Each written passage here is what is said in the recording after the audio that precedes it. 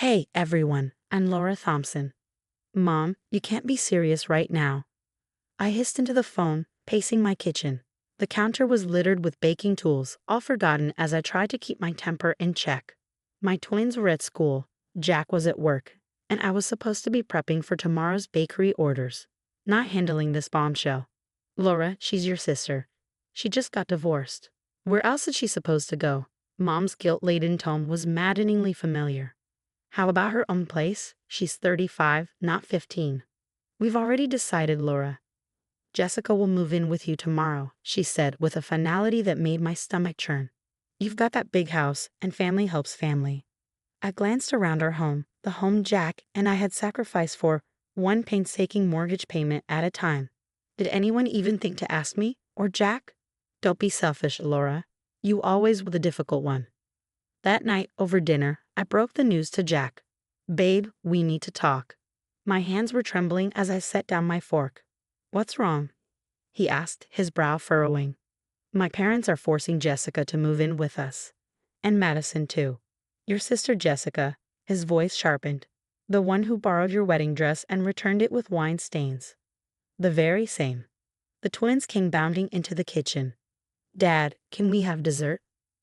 Not now, kids, Jack said, his tone unusually firm. Mom and I need to talk. Is it about Aunt Jessica? Emma, my daughter, frowned. She's mean to us. She called my drawing stupid last Christmas, Emma added, crossing her arms. Yeah, and she never remembers our names, Jake chimed in. The following week was a disaster. Jessica arrived with 12 suitcases and her perpetually sulking teenager, Madison. This room is kind of small, Jessica remarked, wrinkling her nose as she inspected the guest room. It's bigger than my room, Emma pointed out.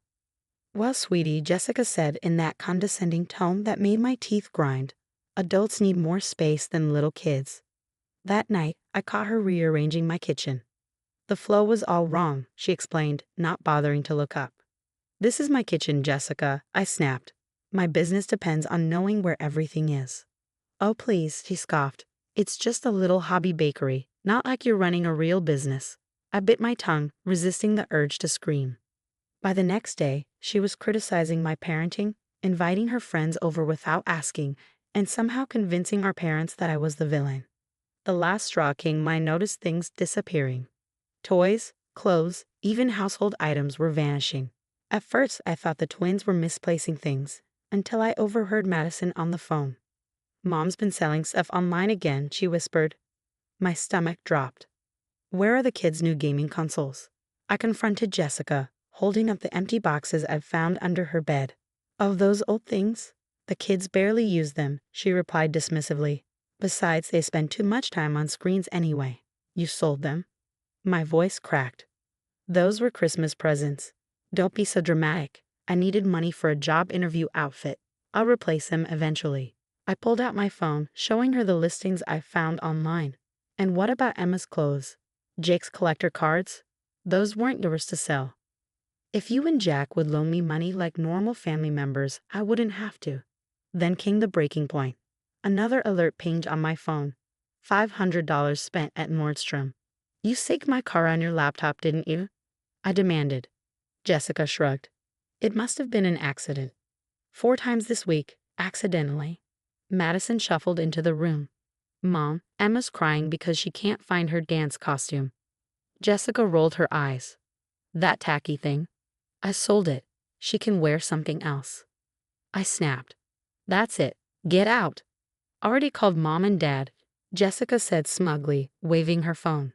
They said if you kick me out, they'll never speak to you again. Dad's pretty disappointed in your selfishness, by the way. That night, I overheard her in the backyard on the phone. Yeah, these idiots believe anything I tell them. Laura's totally having mental issues, and her husband, completely on my side. Give me another month and I'll have access to their accounts. Everything okay? My neighbor Sharon called over the fence, her expression a mix of curiosity and concern. I paused, startled. What do you mean? Well, your sister mentioned you've been struggling emotionally. We're all worried. I forced a smile, my hands trembling as I adjusted the hidden cameras Jack and I had installed earlier. He stood by, his face grim. Later that evening, I whispered to Jack, She spent nearly $3,000 on my credit card, and the kids are terrified to leave their rooms unlocked. Emma cried herself to sleep last night. Jake appeared in the doorway, clutching his stuffed bear. Mommy, Aunt Jessica told Madison to tell everyone at school that you're crazy. The final straw came the next morning. I opened my jewelry box to find my grandmother's vintage necklace, her most precious gift to me, gone. It was the one she'd made me promise to pass on to Emma someday. Looking for something. Jessica's voice was like nails on a chalkboard. She stood in the doorway, smirking. My heart pounded. Where is it? Maybe if you were a better sister, things wouldn't go missing, she sneered. What happened to you? I asked, my voice shaking. We used to be close. Please, she scoffed. You were always Mom and Dad's perfect little disappointment. Miss Independent, always showing me up with your perfect life, your hard work, your big house. Some of us weren't born lucky. Lucky, I said, my voice rising. I built everything I have. Well, she said, her smirk widening, now you can share it. Or I'll make sure everyone, including Mom and Dad, hears about your mental breakdowns. Who do you think they'll believe? Perfect Jessica or unstable Laura? She sauntered off, leaving me gripping an empty jewelry box and years of pent-up rage. But she hadn't noticed the blinking camera in the corner, recording every word. That night, as I needed dough to calm my nerves, my phone buzzed. Laura Thompson, a deep voice asked. Yes, who is this?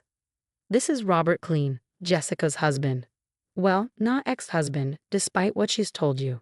I froze, my hands covered in flour. What do you mean? Your sister isn't divorced. She ran off after stealing $50,000 from my company and maxing out our credit cards. I've been searching for her for months. She's been selling my kids' things. I whispered, my blood running cold. She's using my cards too. Classic Jessica, Robert said bitterly.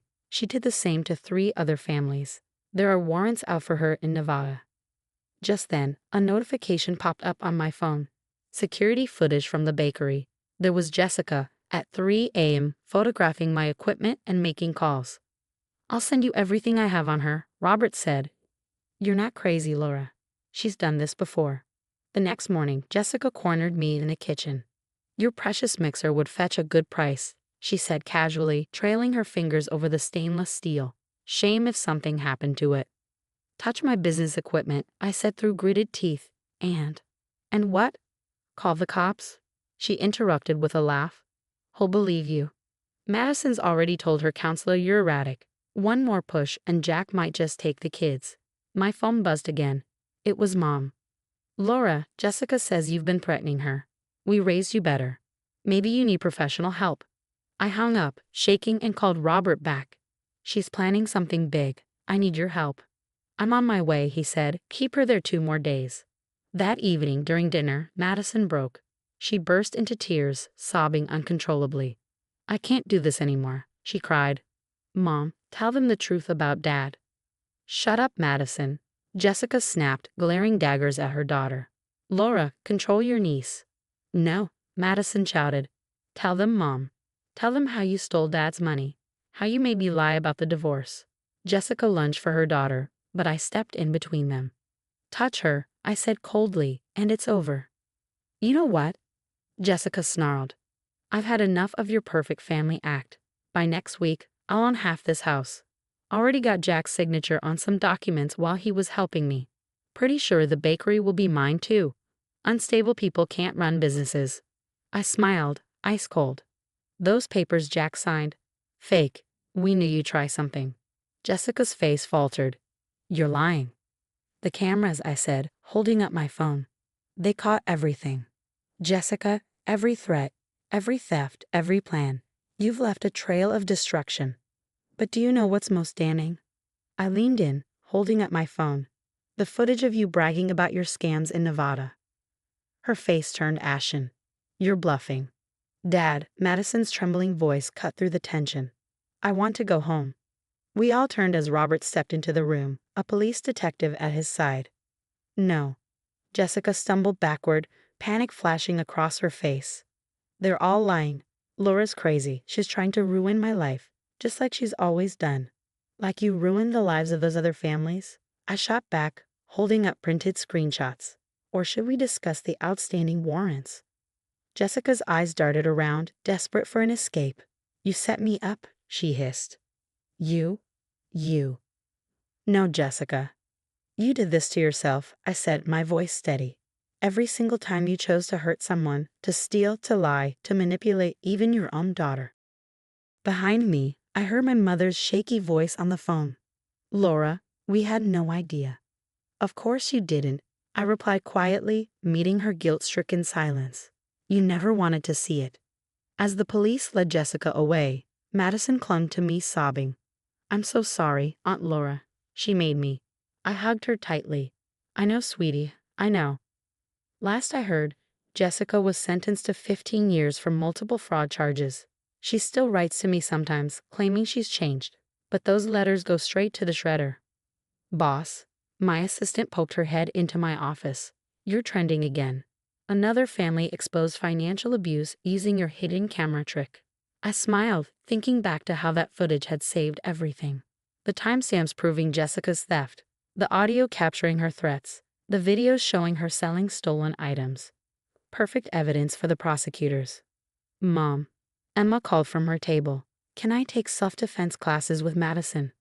Already signed you up, honey. My phone buzzed with a text from Robert. He and Madison were having dinner tomorrow, working to rebuild their relationship. At least some good had come out of all this. Next month, I'll be speaking at a local women's shelter again. Turns out financial abuse within families is more common than anyone admits. But now I know the signs, the excuses, the guilt trips, the way toxic people turn everyone against you before dismantling your life piece by piece. Your 3 o'clock is here, Jack reminded me as another woman walked into my office. Another story of family theft and gaslighting. They find me now through the website, Surviving Family Fraud. Because that's the thing about toxic people, they never think they're wrong. But we don't have to let them win.